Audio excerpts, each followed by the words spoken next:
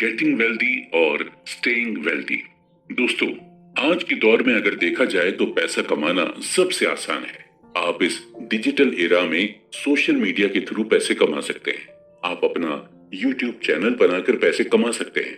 Instagram या Facebook पर post upload करके पैसे कमा सकते हैं, या फिर अमेज़न या शॉपिंग ऐप पर प्रोडक्ट बेचकर पैसे कमा सकते हैं। यानी आज के इस टाइम में पैसे कमाने के ऑप्शंस बहुत सारे हैं। जितना आज के दौर में पैसा कमाना आसान है, उतना ही इसे बचाना मुश्किल है। वेल्दी होना कोई बहुत बड़ी बात नहीं है, लेकिन वेल्दी बने रहना बहुत ही डिफिकल्ट है। चलिए इस बात को हम एक केस स्टडी के थ्रू डीपली समझते हैं। जेस लिवरमोर, जिनका जन्म 1877 में हुआ था, इन्हें अपने दौर का ग्रेटेस्ट इन्वेस्टर माना जाता था और ये उस टाइम प्रोफेशनल इन्वेस्टर बन गए थे जब इन्वेस्टिंग के बारे में कोई ज्यादा जानता तक नहीं था। सिर्फ 30 साल की उम्र में ही लिवरमोर ने $100 मिलियन की नेटवर्थ बना ली थी। 1929 के दौरान लिवरमोर स्टॉक मार्केट की दुनिया में जाना पहचाना नाम बन गए थे और उसी दौरान स्टॉक मार्केट भी पूरी तरह से क्रैश हो गई थी, जिसकी वजह से इकोनॉमी डिप्रेशन में चली गई थी। अक्टूबर 1929 तक स्टॉक मार्केट की हालत और खराब हो गई। ज्यादातर इन्वेस्टर्स और स्पेकुलेटर्स जबरदस्त फाइनेंशियल लॉस में आ गए थे और जिसकी वजह से कई इन्वेस्टर्स और स्पेकुलेटर्स सुसाइड करने लगे थे। लिवरमोर की वाइफ डोरा दी इन्वेस्टर्स के सुसाइड करने के इंसिडेंट से काफी परेशान थी और एक दिन लिवरमोर घर काफी देर में पहुंचे।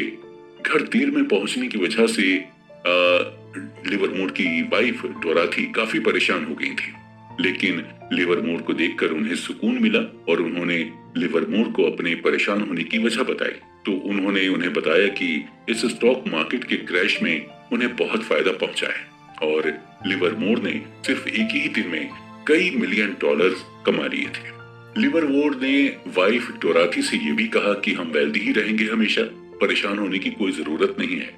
तो जहां लिवरमोर की फैमिली खुश थी, वहीं एक और फैमिली जो उस दिन खुश नहीं थी, अब्राहम जर्मेंस्की की फैमिली। अब्राहम एक multi millionaires real estate developer थे, जिन्होंने 1920 की इकोनॉमी के बढ़ने के दौरान रियल एस्टेट के थ्रू जमकर पैसे कमाए थे और उसी दौरान स्टॉक मार्केट भी काफी बूम पर थी और इसी का फायदा उठाते हुए स्टॉक मार्केट से भी काफी सारे पैसे कमाए थे। 1929 के मार्केट क्रैश के दौरान जब ज्यादातर इन्वेस्टर्स और स्पेकुलेटर्स सुसाइड कर रहे थे, तो उसी दौरान जर्मेंस्की की वाइफ को भी टेंशन होने लगी और जब एक रात उनके वो घर नहीं पहुंचे तो उनकी वाइफ ने पुलिस में मिसिंग की रिपोर्ट दर्ज करा दी और अगले दिन इन्वेस्टिगेशन में पता चला कि जर्मेंस्की ने भी बाकी इन्वेस्टर्स की ही तरह सुसाइड कर ली है। इत्तेफाक देखिए कि 1929 के स्टॉक मार्केट क्रैश ने एक को दुनिया का सबसे अमीर इंसान बना दिया था और दूसरे को इतना नुकसान पहुंचाया कि उसे सुसाइड करने पर मजबूर होना पड़ा। 1929 के स्टॉक मार्केट क्रैश की वजह से लिवरमोर दुनिया के सबसे अमीर आदमियों में से एक बन गए थे। वहीं इसी क्रैश ने रिचेस्ट रियल एस्टेट डेवलपर जर्मेंस्की की जान ले ली थी। 1929 के स्टॉक मार्केट क्रैश से कमाए पैसे ने लिवरमोर के अंदर कॉन्फिडेंस भर दिया था, जिसकी वजह से वो स्टॉक मार्केट में ज्यादा से ज्यादा बेट लगाने लगा था। ठीक 4 साल बाद यानी 1933 में लिवरमोर ने भी सुसाइड कर ली थी, क्योंकि लिवरमोर ने स्टॉक मार्केट में इतना पैसा लगा लिया था कि उसे बहुत ही ज्यादा नुकसान हो गया था। लिवरमोर और जर्मेंस्की दोनों की डेथ पीरियड अलग अलग था, लेकिन दोनों में एक चीज कॉमन थी। दोनों थे वेल्दी, लेकिन वेल्दी बनकर रह नहीं पाए, यानी दोनों ने ही पैसे कमाए लेकिन पैसे को बचा नहीं पाए।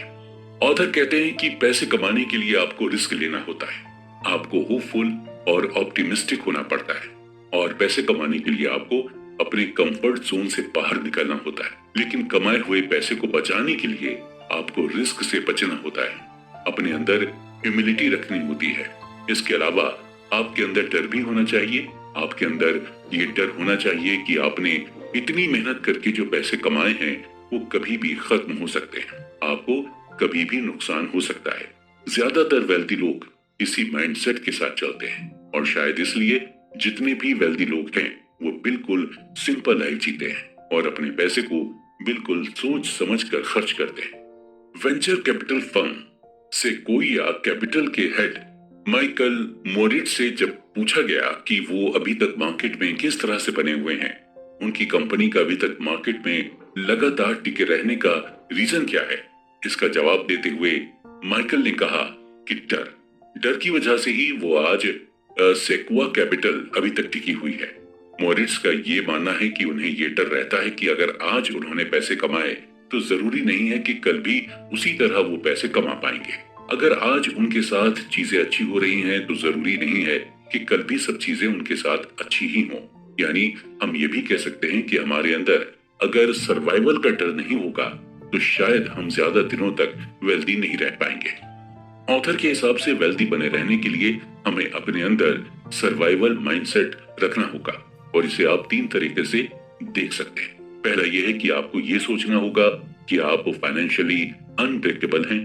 अगर आप फाइनेंशियली अनब्रेकेबल हैं तो आपको हमेशा बड़ा रिटर्न मिलेगा और आपको बड़ा रिटर्न तभी मिल पाएगा जब आप लॉन्ग टर्म के लिए सरवाइव कर पाएंगे। दूसरा यह है कि आपको प्लानिंग बनाकर चलना होगा। जी हाँ, सर्वाइवल माइंडसेट रखने के लिए प्लानिंग करना बेहद जरूरी है। एक प्लान तभी यूजफुल होगा जब ये रियलिटी सरवाइव कर जाए। तीसरा यह है कि आपको ऑप्टिमिस्टिक पर्सनैलिटी रखनी होगी। जब आप ऑप्टिमिस्टिक पर्सनैलिटी रखते हैं तो आपके अंदर सर्वाइवल माइंडसेट आने लगता है। ऑप्टिमिस्टिक होने पर आपके अंदर बिलीफ भी आता है कि आप कैसी भी सिचुएशन में सरवाइव कर लेंगे। हमेशा ये ध्यान रखें कि पैसा कमाना मुश्किल नहीं है, बल्कि उस पैसे को बचाए रखना मुश्किल है।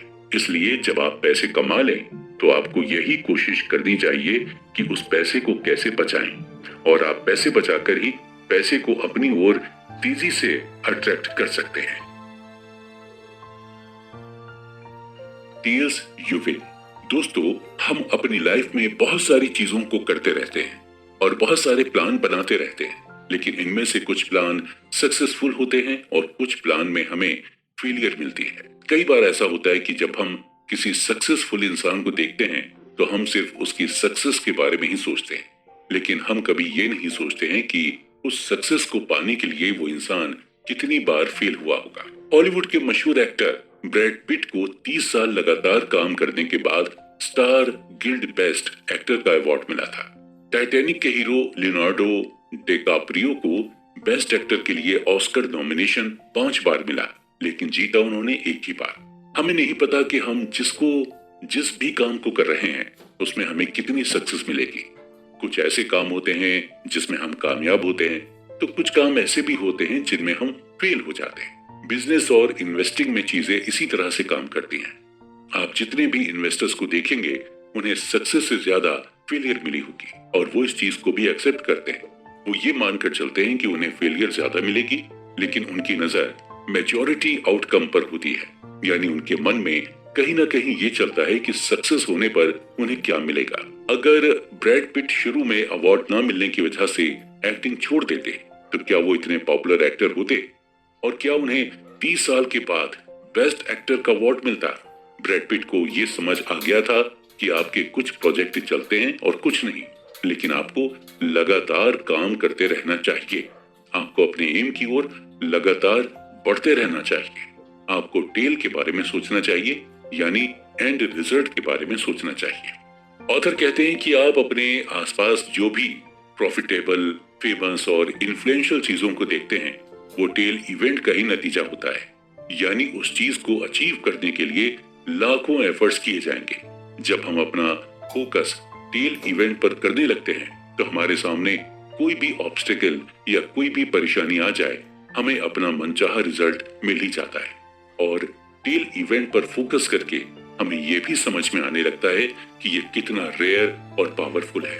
टेल एंड ड्रिवन आपको कई सारी कंपनीज भी मिलेंगी और टेल एंड ड्रिवन का सबसे अच्छा एग्जांपल है कोई भी वेंचर कैपिटल फर्म। अक्सर वेंचर कैपिटल फर्म नए स्टार्टअप को फंडिंग करती है। एक वेंचर कैपिटल फर्म नॉर्मली 40 से 50 स्टार्टअप को फंडिंग देती है और उस वेंचर कैपिटल को ये भी मालूम होता है कि इस 40 से 50 स्टार्टअप में आधे से ज्यादा स्टार्टअप फेल हो सकते हैं, लेकिन उन्हें ये भी मालूम होता है कि एटलीस्ट 10 स्टार्टअप तो चलेंगे ही और उन 10 में से 2 या 3 स्टार्टअप ऐसे होंगे जो उनके लिए बोनांजा ऑफर की तरह होंगे। यानी उनका रिटर्न 100% से भी ज्यादा होगा। और वेंचर कैपिटल उन्हीं 2 या 3 स्टार्टअप से अपने पूरे इन्वेस्ट किए हुए पैसे को प्रॉफिट समेत वापस ले लेती है।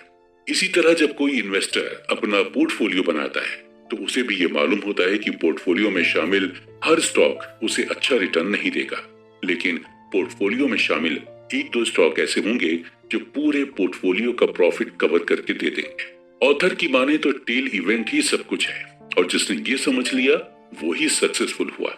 आप जितने भी वेल्दी लोगों की कहानी सुनेंगे, आपको उनके बारे में यही पता चलेगा कि वो हमेशा टेल इवेंट के बारे में सोचते हैं। जब आपको ये रियलाइज हो जाता है कि बिजनेस में टेल्स ही सब कुछ है, तो आपके लिए फेल होना, बिजनेस का ना चलना, लॉस होना, ये सभी बातें नॉर्मल हो जाती हैं।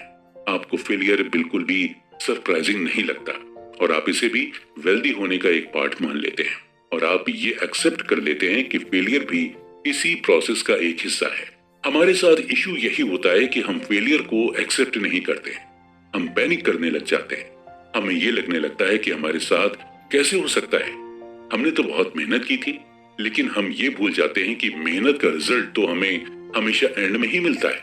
अगर आप एक अच्छे स्टॉक पिकर हैं तो आपके साथ ये हो सकता है कि कई बार आप स्टॉक पिक करने में गलती कर जाए, या अगर आप एक अच्छे बिजनेसमैन हैं तो ये आपके साथ बिल्कुल हो सकता है कि आप एक खराब और नॉन प्रॉफिटेबल प्रोडक्ट को बेचने लग जाएं। ग्रेट इन्वेस्टर्स पीटर लिंच का ये मानना है कि अगर आप किसी बिजनेस में अच्छे हैं तो यानी आप उस बिजनेस में 10 में से 6 बार करेक्ट होंगे और 4 बार इनकरेक्ट होंगे, यानी आपके 6 डिसीजन सही होंगे तो 4 डिसीजन गलत होंगे।